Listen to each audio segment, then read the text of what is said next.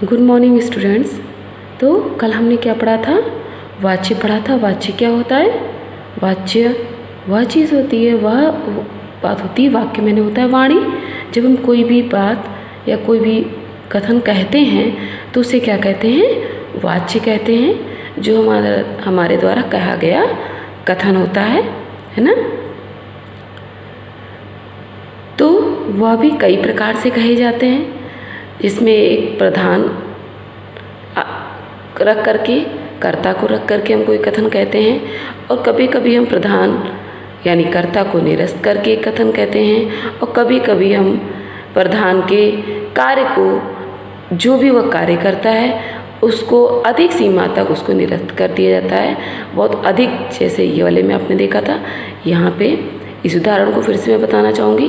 जैसे पहला उदाहरण हमने पढ़ा था, मजदूर गड्ढा खोद रहे हैं, तो इसमें क्या है? कर्ता के कार्य को प्रधानता दी जा रही है ना।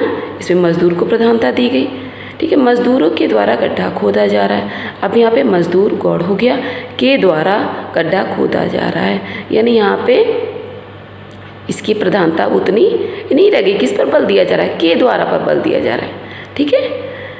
गड्ढा खोदा जा रहा है। अब हम केवल इसकी बात ही नहीं कर रहे, कौन कर रहा है, क्या कर रहा है, बस इतना कह दे यह कार्य हो रहा है, ठीक है बच्चों। अब हम आगे जानेंगे कि कर्तवाच्य होता क्या है और अकर्तवाच्य क्या होते हैं। इस प्रकार जिन वाक्यों में वक्ता यानी जो वक्ता बेटा जो बोलता है, जो बात को कहता है, ठीक है, वक्ता के द्वारा कर्ता के कार्य को महत्व या प्रधानता दी जाती है, वे वाक्य कर्तवाच्य के वाक्य कहलाते हैं, है ना। जैसे यहाँ पे अगर मैंने कोई सेंटेंस बोला, राम खाना खा रहा है, तो वह क्या है? कर्तवाच्य, क्योंकि राम को प्रधानता दी जा रही है, ठीक है। जिन वाक्यों में कर्ता के कार्य को निरस्त कर दिया जाता है, अब हम कहते हैं राम के द्वारा खाना खाया जाता है, हैं? राम के द्वारा खाना खाया जा रहा है, तो क्या हो जाएगा? वह अकर्तवाच्य हो जाएगा, पैसिव वॉइस हो जाएगा। जहाँ पे हम राम को प्रधानता न दे करके उसको के द्वारा संबोधित करके के द्वारा पर बल दे रहे हैं, है ना। और राम के कार्य को हम निरस्त कर देने कि राम यह कार्य कर रहा है, तो यह हम के द्वारा पर बल दे करके कि राम के द्वारा खाना खाया जा रहा है ना। राम खाना नहीं खा रहा है, राम के द्वारा खाना खाया जा रहा है। इस चीज़ को बच्चों ध्यान दीजिएगा। जहाँ पे भी के द्वारा आएगा वहाँ पे अकर्तवाच्य हो जाएगा। अब देखिए कर्तवाच्य के कुछ उदाहरण। मीरा नृत्य सीखती है, तो यहाँ पे मीरा क्या है? कर्ता है। नृत्य सीखती है, आप जानते हैं सिंपल सेंटेंस है। कर्तवाच्य जहाँ क्रिया हो रही है ना, वहाँ पे। अकर्तवाच्य जहाँ पे कार्य नहीं हो रहा, कार्य हो रहा है बट कर्ता के द्वारा कार्य हो रहा है।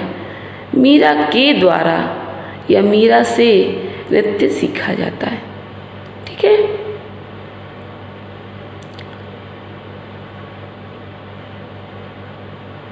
वह नाश्ता बना रही है। अब ये पता है कौन नाश्ता बना रही है? कोई है, वह नाश्ता बना रही है, यानी कर्ता के द्वारा नाश्ता, वह नाश्ता बना रही है, कर्तवाच्य में आएगा, ठीक है। उसके द्वारा, अब देख रहे हैं यहाँ पे द्वारा आ रहा है, उसके द्वारा नाश्ता बनाया जा रहा है ना। सहयोग में क्या लग रहा है? द्वारा लग रहा है, नाश्ता बनाया जाता है, अकर्तवाच्य हो जाएगा।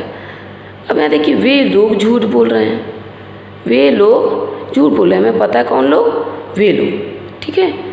उन लोगों के द्वारा झूठ बोला जाता है ना, या उनसे झूठ बोला जा रहा है, तो क्या हो जाएगा?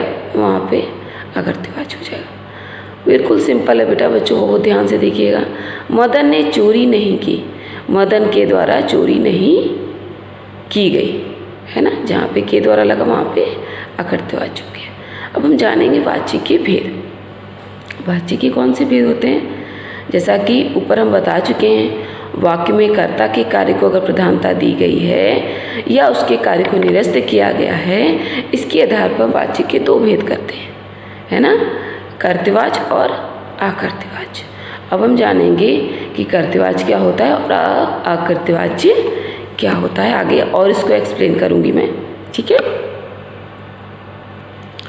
अब यहाँ बच्चों उदाहरण के द्वारा अपभाषा के द्वारा हम कर्तवाचक अकृतवाचक को आपको एक्सप्लेन करेंगे। हम ऊपर ही बता चुके हैं कर्तवाचक अकृतवाची क्या होता है ना।